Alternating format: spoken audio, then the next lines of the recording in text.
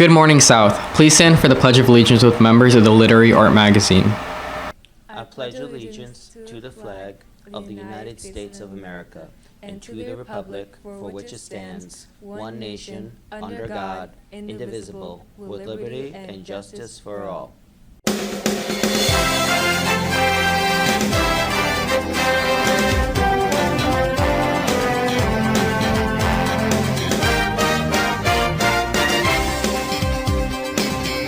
We'll hear more from the writers and the club's advisor later in the show. Good morning once again, and welcome to the Falcon Report for this Friday, the 14th of February, a day 2. I'm Maya Augustin. And I'm Brian Singh. Last Friday, South's theatrical troupe put on spectacular performances in the Showtime Cabaret. The show began with opening remarks from the MCs, Alyssa Gonzalez and Sasha Hicks, who introduced each performance and kept the audience entertained throughout. The audience was treated to performances from Legally Blonde, Matilda, Hair, Waitress, A Chorus Line, Annie, Mean Girls, Hamilton, and Hell's Kitchen.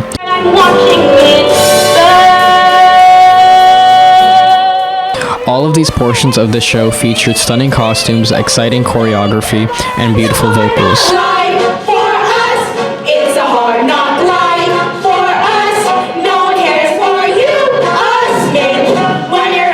As the night was coming to an end, all members of the class of 2025 were honored, and they all took to the stage to perform We're All in This Together from the High School Musical. Together, together, together, everyone, together, come on.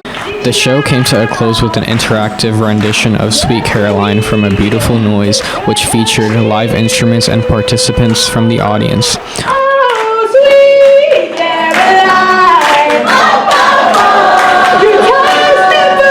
Overall, the Showtime Cabaret was a true display of the group's raw talent paired with hours of dedication. Last Friday, the Chamber Orchestra and Wind Ensemble embarked on an exciting trip to Lincoln Center to watch the distinguished New York Philharmonic perform. Jaden Bautista was on the scene. I'm here at Lincoln Center with South's Wind Ensemble and Chamber Orchestra. Departing from South during first period, students arrived at the prestigious venue just in time for the show. The concert featured a diverse program, including Beethoven's iconic Fifth Symphony in C minor and contemporary works like Symphonia for Orbiting Spheres by Ms. Masoli.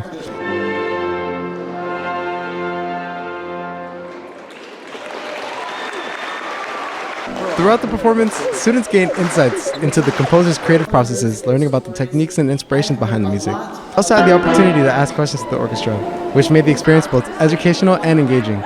Overall, this trip was an incredible opportunity for South's musicians to get a taste of the professional music scene and deepen their appreciation for music. For the Falcon Report, I'm Jaden Bautista. South is full of wonderful clubs that give students the chance to embrace their creativity. Let's check in with the Falcon Report's Giselle Taruno to learn about the Literary Art Magazine and the impact it has on our students. I'm joined now by officers and the advisor of the Literary Art Magazine. So, can you tell us a bit about what the Literary Art Magazine does? So for the Literary Art Magazine, we're a club that puts together all literary types of pieces, like the scripts of plays, sonnets, poems, and images as well, and artwork. So it is a collection of original student work made by the students of Valley Stream South High School. We've heard that you're an award-winning magazine. Can you tell us a bit about the awards that you've earned? So we've won the award a few times in the past years that I've been in South, which are the Scholastic Award and the Realm Award. And basically those two are just for how we get together and put together the magazine. Can you tell us how the club's members help put the magazine together? So basically we have meetings every few weeks or so, and we basically get together and ask for submissions of any art type and any literary type, and we have editors meetings where we sit together and we review the pieces, especially I know Mr. Florio, he gets all the pieces, and we sit together and review what's going to go in the magazine and what goes where. And we try and pick pieces that complement each other. And how does the club help nurture the creative abilities of South students? We push for any type of pieces. We have themes each year, but we don't limit what you can create. You know, we have a great group of students, and really they deserve most of the credit. They're a very welcoming and affirming group, and we have on our team's page, people will post stuff for submissions, everyone will compliment it, everyone will help each other make it the best piece that it can be. For aspiring new members, where can they find you guys and submit their creative endeavors? So if you want to join the team's page, you can see when we have our meetings. Anyone's welcome to join at any time. But we have our meetings every few weeks or so in room 309. And yeah. Yep. By all means, send me a message. You can send anything you want submitted in the magazine. There's a submissions tab where you can submit anything you want in the magazine. South surely has a lot of place for people to pursue their creative abilities. Back to you in the studio. When the Falcon Report returns, we'll talk much more about fluffy friends, but first, a bird's eye view of the jazz band's interest meeting. The Falcon Report will be right back.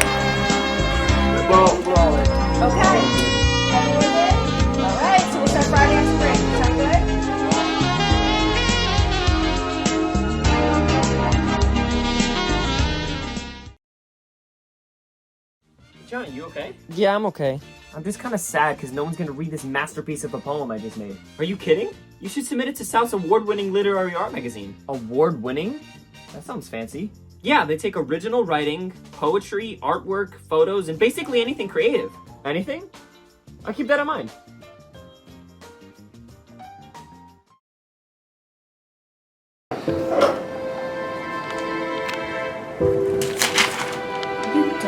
You have to be the biggest idiot I've ever met. How could you mess up this bad? Are you okay? Why are you bullying him? It's because I love you day. We're supposed to be standing up against bullying, not condoning it. I'm sorry for all that stuff I said. I'm sorry for just standing by and doing nothing about it. Yeah, we are.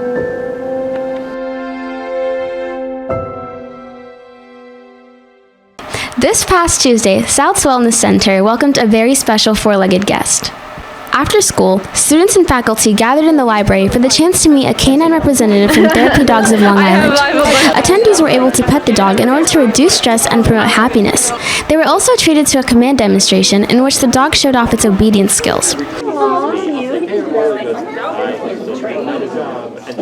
Time slots were implemented and interaction was limited on a first-come, first-served basis in order to provide everyone, pup included, with a relaxed and comfortable atmosphere. Overall, students and staff alike enjoyed this opportunity for some much-needed stress relief in what is quite possibly the cutest way imaginable. This Wednesday, My Brother's Keepers officially honored its members from all over the district at a special tie and pin induction ceremony at Central High School. After beautiful renditions of the Star-Spangled Banner and Black National Anthem by the District Gospel Choir, a student representative from each school introduced their principals, who delivered powerful speeches about the purpose of MBK and the significance of the tie and pin ceremony. It reminds these young men that they are seen and valued and heard and capable of achieving greatness. The audience also heard from Nikisha Smith-Farnham, Director of Restorative Practices and Community Engagement, and Keystone Speaker, Andrew Little and Ted Crawford, who dedicated their work to uplifting communities. But it could be something that maybe you thought of that you could never do, like opening up a business, getting 4.5 GPA, being a football quarterback on the varsity team. Shortly thereafter, the MBK advisors from each school took to the stage and honored each of their members. This induction ceremony underscored the substantial impact that this organization has had on many students, providing them with a place to learn essential life skills and participate in various communities outreach opportunities. There certainly has been no shortage of snow recently. Let's check in with Chloe Dixon and see if we can expect some more this weekend. Chloe? Thanks, guys. Today's weather will be mostly sunny and breezy. Tomorrow will be cloudy with periods of snow and sleet in the afternoon, accumulating a coating to an inch. This intensifies on Sunday as a thunderstorm finally arrives at Valley Stream. From there, the temperature will become colder over the break, and the skies will be overrun with clouds and sun.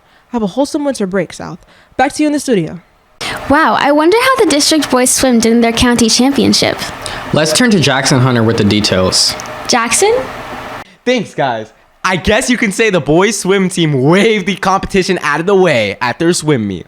Swimming down to Nassau County Aquatic Center, the swimmers got ready to dive into competition.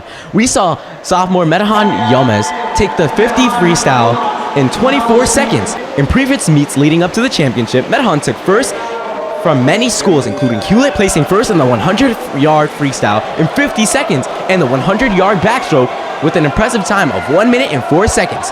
He also took first versus Levittown in the 200-yard freestyle, where he had a breathtaking time of 1 minute and 50 seconds pushing through.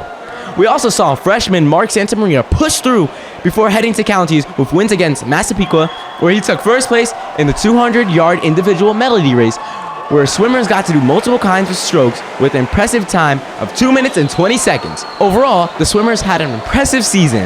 And we also talk about how crazy the boys' basketball game was last Friday. Last Friday, the boys took to the gym against Lynbrook, not knowing this would be a very close game. In the first 2 quarters of play, the Falcons were blowing past the competition with scores of 14-9 and 12-8, where we saw junior Jaden Price hit field goals from all across the court, senior Brady DeValley shooting 2 3-pointers, and senior Keith Bernardin and sophomore Landon Jones flicking their wrists with grace and elegant results of points. After the huge lead of points on Lynbrook, the Owls decided to get back at South, and they did. This led to South being behind in the last quarter. The score was 47-48. The gym was tense. All of a sudden, Lynbrook fouled Jaden and Brady. Jaden made his first shot with 6 seconds left in the game, and it was a miss. He then went for a second, and he made it, tying the score at 48-48. The crowd went absolutely wild.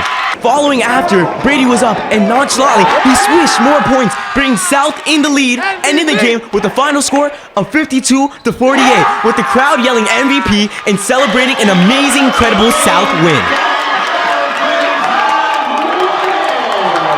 And that's sports. That's all for this edition of the Falcon Report. For Brian Singh, I'm Maya Augustin. Have a great weekend, South. Hey Maya, do you have a Valentine? Not yet. Would you like to be my Valentine? Of course.